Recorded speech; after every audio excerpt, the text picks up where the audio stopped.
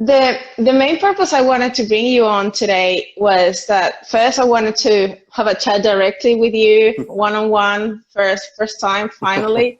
And the second thing was basically to have an interesting talk with you about your research and the things you do. Obviously, you've done so much in so many years on research, but interestingly, you have a focus on sports nutrition specifically. But the reason I chose that was there was no research in sports nutrition back in the 1990s. I mean, there was really nothing. Sports nutrition as an academic category didn't exist. And so if you fast forward to the year 2000, even then, I think there was some data on creatine, some stuff on protein, but really there wasn't that much. And it wasn't until really the middle of 2000 up to really now that there's been an explosion of sports nutrition research. And part of that is related to the fact that in 2004, myself and a few of my colleagues, we formed the ISSN, the International Society of Sports Nutrition. And our goal was to promote the science of sports nutrition. And it was mainly because nobody was really doing it at the time. When you look at the big academic organizations throughout the world, they were not friendly to sports nutrition, and definitely not friendly to the idea of supplementation. And I always loved supplements because as a kid, I used to watch my uncle. He was a bodybuilder. I would watch him train. This is back in the 1970s and 80s. Think of this. So this was a long time ago. He would always take protein and amino acid tablets and whatever. And he'd say, this is, I want to get bigger muscles. So I would eat a lot of protein and take amino acid tablets. So even back then, it was interesting to see what bodybuilders did. And so that kind of got me interested in sports nutrition, but I was really more interested in it from a performance standpoint. I know, and this is what's interesting because I see some of your posts and I see what a lot of people post on Instagram. The focus is almost always on body composition. It's almost always gain muscle, lose fat, which is interesting academically, but most people, I don't think most people do that. Most people actually train to feel better. And a lot of them actually train to perform a sport. And that tends to be where my interests are, is more performance. And here's why. And you can comment on this. I don't think anyone's ever happy with the way they look. No matter how much fat they might lose or how lean they are, they're never happy. However, if someone has a performance goal, whether it's to lift a weight, run a certain speed or distance, when they reach the goal, they're happy. They're like, wow, I reached my goal. But having watched, and I used to work in the bodybuilding industry in media. I used to write for magazines. I used to actually work for Metrics. I don't know if you even know that brand. Metrics and GNC. They were once owned. GNC and Metrics were once owned by a large company called Royal Nubico. I used to work for them. This was back in the early 2000s. So I worked in the industry, and I noticed that all these people, they all want to lose fat. They all want to gain muscle, lose fat, gain muscle, lose muscle. And none of them are ever happy with what they have. It's like there's no amount of fat you lose that you're happy. There's no amount of muscle you gain that you're happy. None of them are happy. And here's what's crazy. Every year they're saying, hey, I'm getting leaner. I'm on a cutting phase. I'm leaning out. And I'm thinking, no, you're not. You're just losing the fat you gained last year. If you were getting leaner every year, you'd be like, single digit body fat. So my interest, mainly it's performance. I do have an interest in body composition. I do research in it, but really what I like is the performance stuff. But I do a little bit of everything. And as you know, I'm starting to delve into sports neuroscience, sort of how exercise affects the brain, how supplements affect the brain and things like that.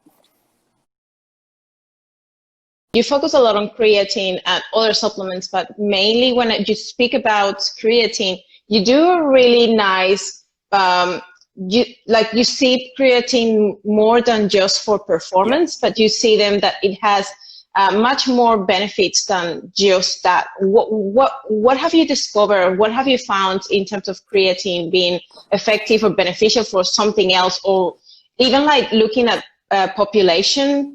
You're just not looking at athletes, but how it benefits other people as well. Yeah, well, what's interesting is because I teach at the university, I teach an exercise physiology class and I teach a sports nutrition class.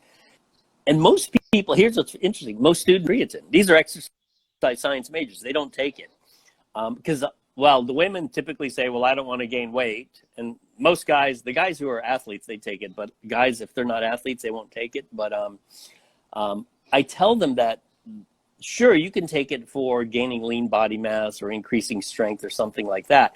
But how about for your brain? I mean, there's data. In fact, back showing that creatine helps with memory, particularly if you're a vegan or vegetarian, because you don't get much creatine. And I tell people, even if you don't care about performance, if you don't care about gaining lean mass, take creatine because it's good for your brain. And this might surprise you. This might date me a little bit, but I've probably been taking creatine longer. I've been taking it since the early 90s. Literally your entire life, I have taken creatine. so that's kind of, you're like, wow, that's a long time actually. But yeah, I've been taking it. That's a lot. I know, and I'm pretty consistent with it. I actually, I prefer capsules over powder. I just have like 3 or 4 capsules and I drink milk with it or something. Yeah. So Much easier, much easier. I can't afford to take powder. It's just like, just get.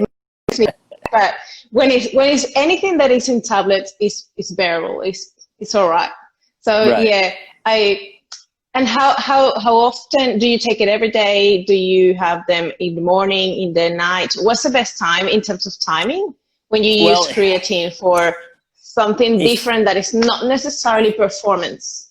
And what's the difference if you had to take it for performance?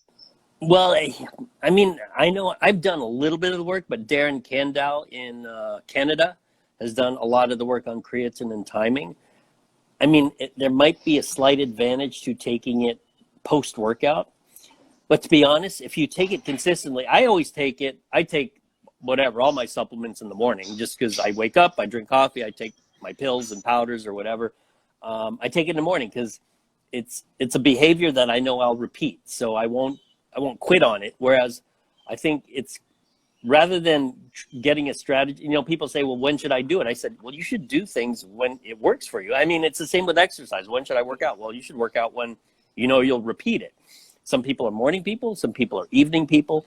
I do all that stuff in the morning. In fact, I probably do most of my work between 5 a.m. and 8 a.m. Whereas you're still getting up, I'm finished most of my work. And then after 8 a.m., I'm kind of useless, but my brain is focused from early in the morning. My brain is very focused. So, yeah. And what about other supplements? You mentioned that you take other supplements. What ones do you believe for health or either performance, if you're doing something particularly for performance? Well, the ones I actually focus on are caffeine, creatine. Obviously, I take a protein post-workout. Because you see my paddling videos, I usually go out paddle in the morning. And to me, one of the great ergogenic aids that people sort of forget is actually sugar. And I know a lot of people in the physique community, they don't want to consume sugar for whatever reason, but sugar is actually one of the best performance enhancing aids that you could take during exercise. So I actually what I actually do is I have iced tea and I just add sugar to it and I drink that while I work out. So yeah, and sugar is a great thing. And and I used to take vitamin D, but to be honest, I'm outside so much that I think my vitamin D levels. You don't need it, probably. No, I don't need it. So I'm good with the vitamin D. I played around with beta alanine, but to be honest, I don't like the pins and needles feeling from beta alanine. And there's others that I think are worth trying if you're a performance athlete, like sodium phosphate. That's one that not many people use, but there's good data on it. Even sodium bicarbonate. Beetroot juice, the problem with that is the taste is awful, but certainly, yeah, the nitrates that someone just mentioned, I think the data is pretty cool. I've tried it, but I just can't stand the taste, so I don't do it. I mean, if they made it taste like a pancake, I'd eat it, or a donut, but it just tastes like, it just tastes awful. It tastes awful. But the data's there. It's pretty cool. In fact, the data's there. It's probably good for particularly endurance events. So, but It's good stuff. It's good stuff. Yeah, and I agree that you say the carbohydrates, especially sugar or quick absorbing carbohydrates, can be really beneficial for performance enhancing, just because you're using it straight away and it's a field that it is readily available. And if you perhaps it is more useful for certain exercises or certain things with, like if you compare it with endurance versus resistance training, do you see any difference in terms of effect on performance, or is it just pretty much the same benefit? I think the primary use for it would be if you're doing endurance exercise that exceeds 60 to 75 minutes. If it's less than 60, 75 minutes, it's not necessary. Also, might not be worth it. Yeah, it might not be worth it. Even resistance training, you know, I hate to break it to all the people who love lift weights, but you're not burning enough calories to matter. In fact, most of the time you're sitting doing nothing. I mean, how long does a set take? I mean, a few seconds, and then you sit around, right? So you're not burning anything. I mean, as you know, the caloric expenditure from resistance training is like nothing. It's like eating half a bag of potato chips. So obviously diet, in that case, is much more important. And I think that's why a lot of people in the physique world, they avoid sugar because, well, it's just empty calories.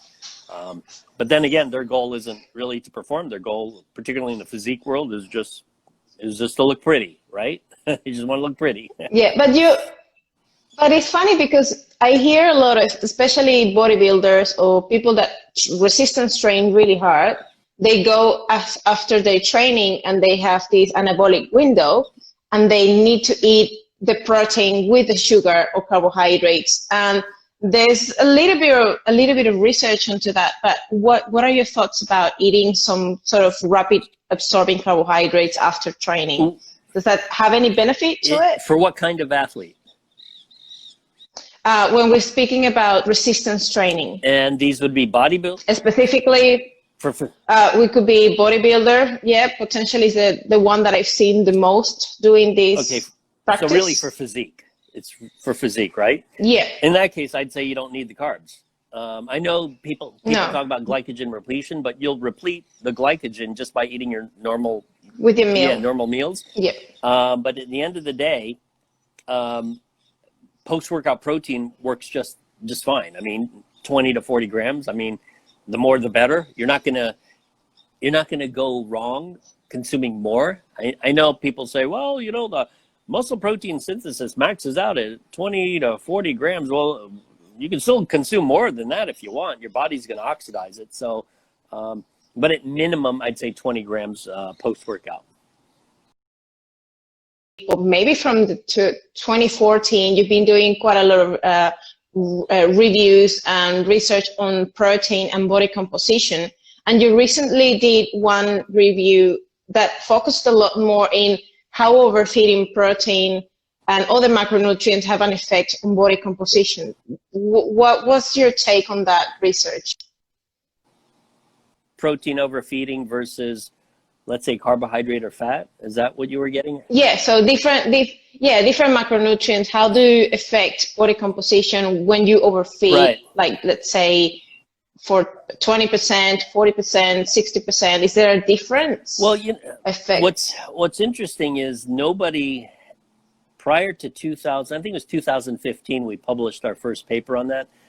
Prior to that, nobody had just gotten people who lift weights and just said, eat a lot of protein. I mean, as stupid as it sounds, nobody had done that. And so we got a bunch of people who lifted weights, and the goal was just to get their protein intake, I think it was 4.4 grams per kilo, which is high, just to see what happens. We won't change training or anything.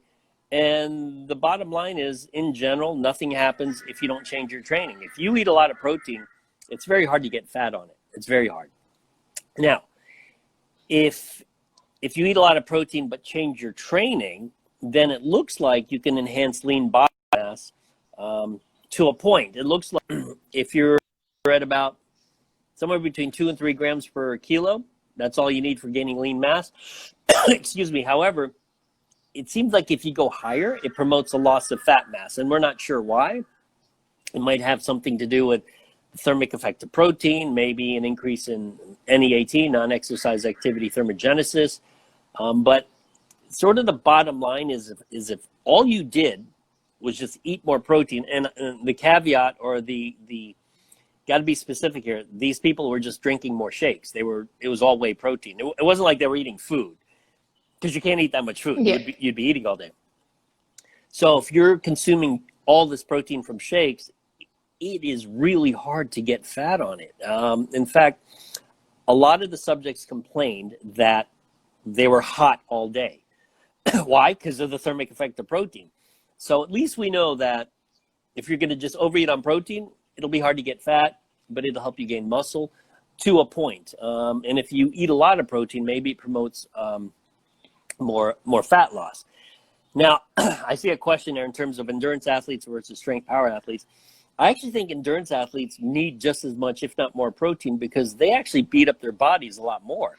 Running, if you're running anywhere from 20 to 60 miles a week, and I know people, I don't know if you understand miles, but we're talking 100 to 140 kilometers a week. If they're running that much, that's a lot more damage to the body than lifting weights. So if anything, they may need more protein just for recovery. I mean, they're not interested in hypertrophy, but just for recovery. And then, of course, they would get the carbohydrates just from increasing the volume of food they eat. So for me, it's funny. All these Instagram posts about diet and measuring stuff and macros and all that bullshit. The only thing I tell people to measure or estimate is protein. Get 1 gram per pound or 2.2 grams per kilo. That's it. When I think about your research, especially that one in high protein, what did you look into people that weren't training at all? Would that be something that would be different, a different outcome if you were looking at people that don't do just sedentary? Okay, that's a good question. Well, the short answer is no, because I'll be quite honest. This might seem brutal, but I don't really care about people who don't work out. So my interest is in people who train. I don't care about sedentary people. I mean, from an academic standpoint, and here's the funny part. There are many more people who are sedentary than work out. So actually it'd be easier. It's actually easier to study people who don't do anything because there's so many of them. Literally, in the United States, it's probably worse here than where you are. Estimates are between 50 to 70% of the population by the year 2030 will be overweight or obese. That's a lot of people. If I wanted to study obesity, I'm in the best country for it. But I don't want to study obesity. I don't. I want to study people who work out. Wait, so what was your question again? So the high protein, being overfeeding with protein. Right. Okay. Yes. No, I get it now. Okay. Don't study that in sedentary people. When you think about it, the only people that purposely, overfeed or eat a lot of protein are athletes. For instance, if you get average sedentary person off the street, if you ask them what they overfeed on, it ain't going to be whey protein. It ain't going to be steak or chicken breast. It's going to be cupcakes. It's going to be cookies. It'll be pancakes. It'll be donuts. Why? Because that stuff, even I think it tastes better. So the idea that you can get sedentary people to overfeed on protein, it's just not going to happen because they're not going to. And in fact, think about this. Even people who work out, when we did our initial studies, we probably had 25% of people drop out. And they dropped out because they said it was hard to force themselves to eat that much because it's a lot of protein. You have to. I'd say most of our subjects, they were probably in the 1.5 gram per kilo range for protein. Now we're telling them to eat double, sometimes triple that. And that's hard to do. So I think the average sedentary person has no interest in overfeeding on protein. And that's why you'll never see an overfeeding study on protein in sedentary people, at least to the levels that I would find interesting. And what about, if you start thinking about the recommended amount of protein, when you think about the minimum, what would be the minimum you would say that's the best recommended if you at least if you hate eating protein or you struggle eating it, what's the minimum you would be recommending to them? Is it 0.8 grams per kilogram, or could you go lower than that? Because that's what RDAs recommend. Are we talking about people who work out? People who train? Just the general population. General people, all like, yes, just normal people that don't maybe go a train or exercise every now and then, but they're not athletes. Okay, they're not athletes. As opposed to someone who's, yeah. Right. There's two things here. If they do nothing, then, oh my God, then I'd say somewhere between 1 and 1.2 grams per kilo. But let's say they're recreationally active. Let's say they walk their dog or whatnot. I think Eric Bustillo has a good recommendation there, 1.4. 1.4 to 1.5 grams per kilo, I think would work. So, but here's the thing. You only have 3 things to eat from. Well, you can have 4 if you want to count alcohol. But you have protein, carbs, fat, right? Protein, carbs, fat. You only have 3 things. The problem is if you're consuming that low an amount of protein, let's say it's between 1 and 1.4, it means you're eating a bunch of everything else, which is what? Carbohydrate and fat. And it's so easy, as you know, to overfeed on carbohydrate and fat. Why? Because it's palatable. I mean, some of the best tasting foods and desserts are basically sugar with fat, right? I mean, I like them. I like all these desserts, right? So, especially when you put them together. Yeah, I mean, sugar plus fat is one of the best tasting combinations on earth, right? Plus salt. What's funny, with some salt. That sounds like chocolate. It's funny, let's say you go out to dinner, you have a high protein meal, you have salad, you have your starchy carb. You know what's interesting? You could be full, but it's interesting that everybody has room for dessert, right? They have room for cake or pie or something, but not everybody will have room for more protein. They're like, oh, I'm full, I can't eat more steak. Oh, but I'll take a piece of cake, right? No steak, but I'll take cake. It's true, we love our sugar and fat. I mean, I love our sugar and fat, so. Yeah. What do you think about that statement of real food is better than any supplement? I think I hear that statement or that sentiment phrased in a lot of different ways. But I think the way it's phrased may be incorrect. It sort of pits food versus supplements as if it's a contest or there's a hierarchy, meaning, and this is, in fact, I'd say 99% of my colleagues say this, foods first, then supplements, right? And to me, it's not a hierarchy. It's goal dependent. It's what's your goal? So let's do simple stuff. The two extremes in sports. One goal is to gain muscle mass, let's say bodybuilding. The other goal is to run faster, running, okay? Simple sports. If your goal is to gain lean body mass, there's not a single damn food in the world that will help you as well as creatine. There's none. So food isn't as good. But to me, it's not a question of food versus supplements, is you do the strategies that helps you achieve the goal. So what's the goal? Muscle hypertrophy. What gets hypertrophy?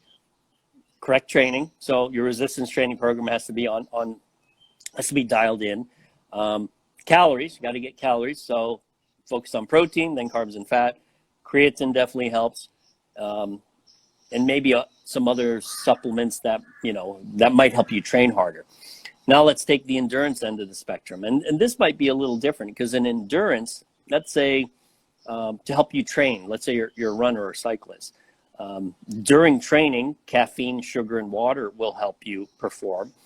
But you're not going to eat food during training.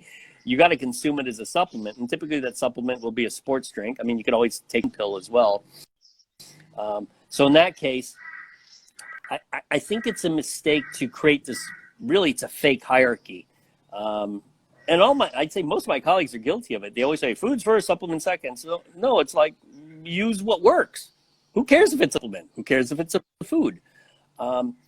Take, for instance, nitrates or beetroot. It's a supplement. There's no amount of freaking beets you're going to eat to get an ergogenic effect. You got to take the supplement. Caffeine might be the one where the food and the supplement work hand in hand. If you compare coffee, technically a food because it comes as a bean. I owned a coffee company, and when I found out coffee was a food, I was like, no, it's a beverage. Well, no, actually, you're selling a bean, so it's actually a food. But coffee and caffeine pills work well, so you could say that food is equal to that supplement. Take beta-alanine. What food works as well as beta-alanine? The answer is none. So if you participate in a sport where you're primarily using fast glycolysis or the lactic acid energy system, there's no amount of food you can eat that will even come close to beta-alanine or sodium bicarbonate or sodium phosphate. So in that case, the supplement is better than the food. But again, I try not to pit supplement versus food. You know, this is better than that. To me, it's what's your goal? This is how we reach your goal. And I think it's a mistake for people to sort of place supplements as something else. It's like, oh, well, you don't do supplements. Let's work on diet and training first. It's like, no, you do all of it. Like, for instance, if you're training high school kids, they're playing football, you don't say to them, you know what, until you get your diet right, we're not going to train you. Of course you don't do that. You train them. You tell them to eat better, but high school kids eat like shit. So that one, even college kids eat like shit. But you train them, you hope they eat better, and you hope they take the right supplements to help them with their sport. So I think the mistake people make is they're not mutually exclusive. Foods and supplements are not either or propositions. They actually complement each other. And the idea that anyone ever promotes supplements and not food, it's like, well, you'd be dead if you didn't eat food. So of course you got to eat food. But yeah, it's goal dependent. The question is, what's your goal? And if it helps you reach your goal, that's what you should do. Jose, I am so glad that we had this conversation. It was really fun. I had a great time. Thanks. Thank you for being here. And I look forward to keep in touch with you. Yes. Where will people can find you?